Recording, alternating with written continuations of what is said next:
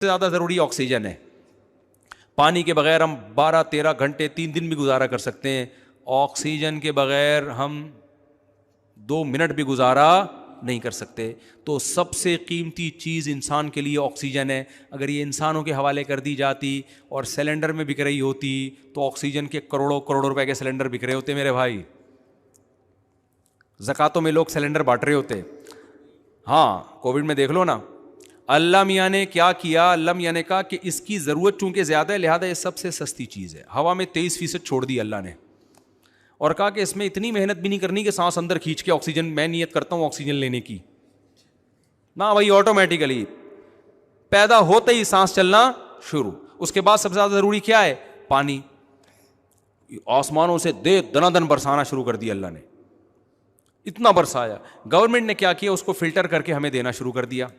Control government نے اپنے ہاتھ میں رکھا. آپ کو پتہ ہے جو فلٹر شدہ پانی ہے نا یہ زیادہ گندا ہوتا ہے. وجہ اس کی ہے کہ گورنمنٹ ہمیں فلٹر کر کے تو دیتی ہے, فلٹر کو فلٹر نہیں کبھی کیا جاتا. ونس اپون اے ٹائم جو ایک دفعہ فلٹر لگ گیا تھا وہی فلٹر. تو جو آپ ہب ڈیم سے جا کے بغیر فلٹر والا پانی پی لو نا وہ زیادہ اچھا ہے.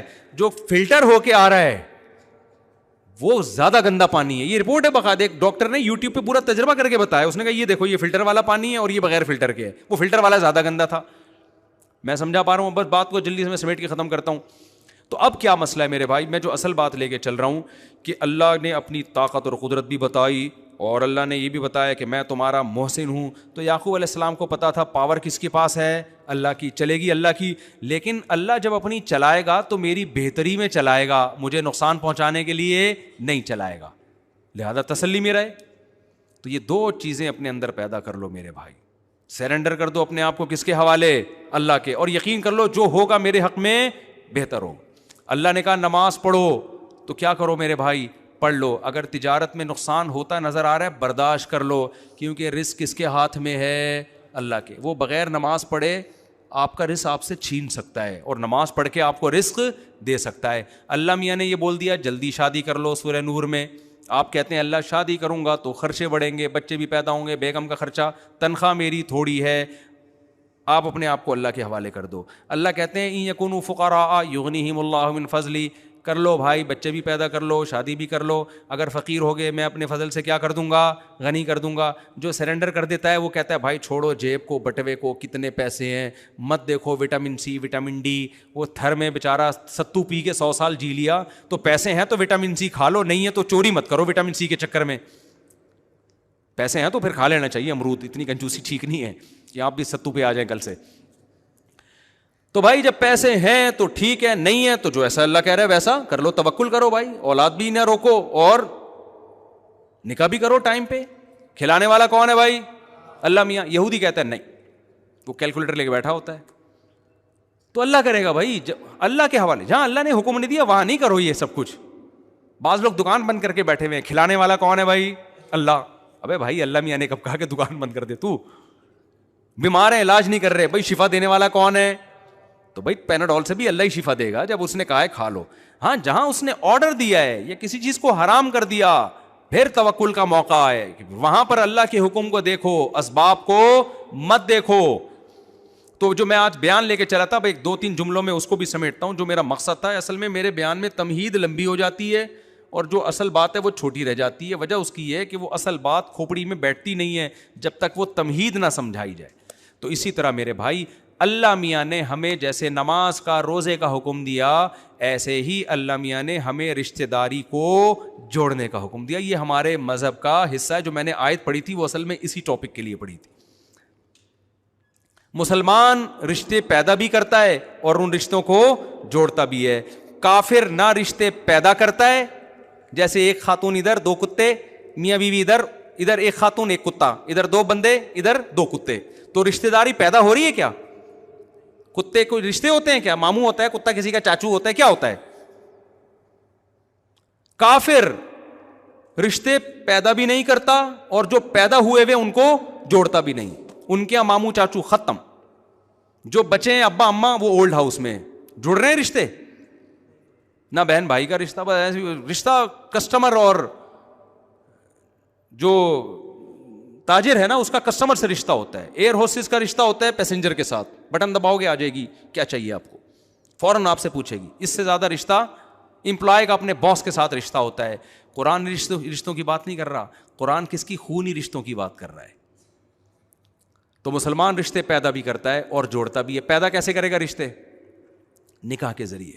لہذا جلد نکاح کرتا ہے اور نسل بھی نہیں روکتا, کیونکہ جب نسل زیادہ ہوگی تو رشتے کیا ہوں گے؟ کم ہوں گے یا بڑھیں گے؟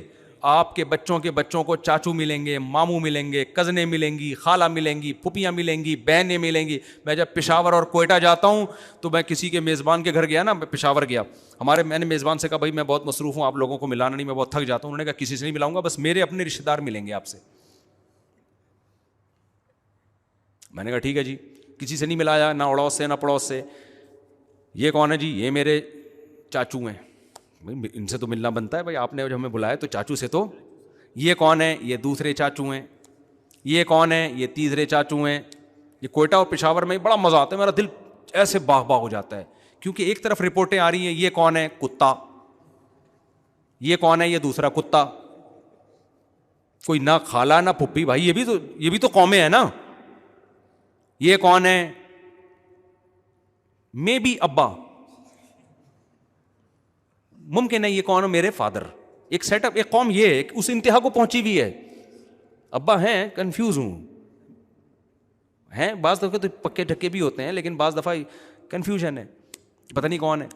ایک سیٹ اپ یہ اماں رہ گئی ہے بس مارکیٹ میں. اور ایک قوم یہ ہے بھائی پشاور کوئٹہ میں, یہ کون ہے بھائی؟ چاچا. یہ کون ہے؟ چاچا. یہ کون ہے؟ چاچا. یہ کون ہے؟ چاچا. اتنے چاچے, طبیعت کیا ہو جاتی ہے. اور کچھ چاچے ابھی انڈر اس کنسٹرکشن ہے. وہ دادا نے اس عمر میں ابھی ایک اور شادی کی ہے. ایسا بھی ہوتا. میں گلگت میں گیا, انہوں نے بتایا کہ ایک صاحب سے میں ملا 80 سال کے, یہ میرے والد صاحب ہیں. میں نے کہا ماشاء اللہ بھائی, بڑی خوشی ہوئی والد صاحب سے مل کے. 80 سال کے.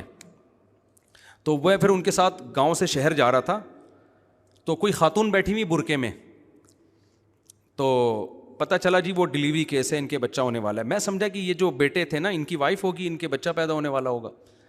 میں نے کہا یہ آپ کی وائف کے اولاد کا کوئی سیٹ اپ لگ رہا ہے, مجھے بہت بیچاروں کی طبیعت خراب ہو رہی ہے. کہہ رہے ہیں یہ میری وائف نہیں ہے, میری والدہ ہیں. میں نے کہا اچھا چلو والدہ ہوں گی. ایک دم تھوڑی دیر میں مجھے یاد آیا, ابا تو کل میں نے 80 سال کے دیکھے تھے. ایک دم میں تھوڑی دیر پہلے تو میں نے کہا اچھا ٹھیک ہے بھائی, معذرت چاہتا ہوں, آپ کی والدہ ہیں. تو انہوں نے کہا میرے ابا ہیں. میں نے کہا آپ کے وہی ابا جو کل ملے تھے 80 سال کے, یہ ان کی وائف ہیں؟ کہہ رہے ہاں یہ ان کی. تو ایک سیٹ اپ کیا ہے, یعنی یہ جو چاچا جو ان کے بچے ہوں گے اس کے چاچا بھی انڈر کنسٹرکشن ہے نا. ایک قوم یہ ہے, خوشحال قوم ہے, بچے بھی ہیں, بیٹے بھی ہیں, پوتے بھی ہیں, نواسے بھی ہیں, بہویں بھی ہیں اور داماد بھی ہیں. رشتے ہی رشتے. ان کو کتے پالنے کی بالکل بھی ضرورت نہیں ہے. وہ کتا پالتے ہیں دوستی کے لیے نہیں, اپنی حفاظت کے لیے. اور ایک قوم وہ ہے, یہ بھی فیملی ہے, یہ بہت بڑی فیملی ہے, ٹھیک ہے, یہ والی اس سے. تو میں جب جاتا ہوں کوئٹہ پشاور, مجھے خاندان بڑے بڑے نظر آتے ہیں, دل باغ باغ ہو جاتا ہے یار. لیکن ان کو بھی خراب کیا جا رہا ہے, جیسے ہم خراب ہو گئے نا. یہاں پہ ہزار گز کے بنگلے ہیں, بچہ ہی نہیں ہے گھر میں. ایک آدھ بچہ, اس کو بڑی ممی ڈیڈی کی طرح پال پوس کے بڑا کر رہے ہیں, بڑا آدمی بنے گا. وہ بڑا کب ہوگا؟ جب آپ مر چکے ہوگے. اتنی دیر سے تو آپ نے شادی کی ہے. تو چاچا, یہ چاچے, بھائی کتنے چاچے. اب ماموں شروع ہو رہے ہیں, اب ماموں شروع ہو رہے ہیں, کزن شروع ہو رہے ہیں, بڑے بڑے خاندان ہیں. اور پھر غریب تھے, اولادیں بڑی ہوتی گئیں, بزنس کرتے گئے, وہ کیا ہو گئے؟ فیملی پلاننگ والے تو بولتے ہیں بچے ہوں گے تو غریب ہو جاؤ گے. ہم نے دیکھا ہے غریب تھے, بچے ہو گئے تو کیا ہوئے؟ بچے ایک دم سے تھوڑی ہو جاتے ہیں. اب لوگ مجھے کہتے ہیں صاحب آپ کے 16 بچے یار. ابے میں نے کہا ایک دم سے تھوڑی 16 ہو گئے ہیں, 16واں تو بڑا ہو گیا ہے. ایک صاحب کسی میں ملا, ان کے 24 بچے نا. میں نے ان سے پوچھا آپ اس کے علاوہ اور کیا کیا کام کرتے ہیں؟ وہ سمجھے نہیں بات کو میری. میں نے کہا یعنی یہ تو ہے ہی, اس کے علاوہ کیا کرتے ہیں؟ انہوں نے کہا میں اسکول میں پڑھاتا ہوں اور مدرسے میں پڑھاتا ہوں وغیرہ وغیرہ. تو بھائی کما کیسے رہے ہو؟ انہوں نے کہا بھائی بچے بھی تو بڑے ہو گئے ہیں, 24 ایک دم سے تھوڑی ہو گئے تھے. 24 کا مطلب ہے کہ 8-10 تو اب ابا کے ساتھ کاروبار میں, جاب میں, مختلف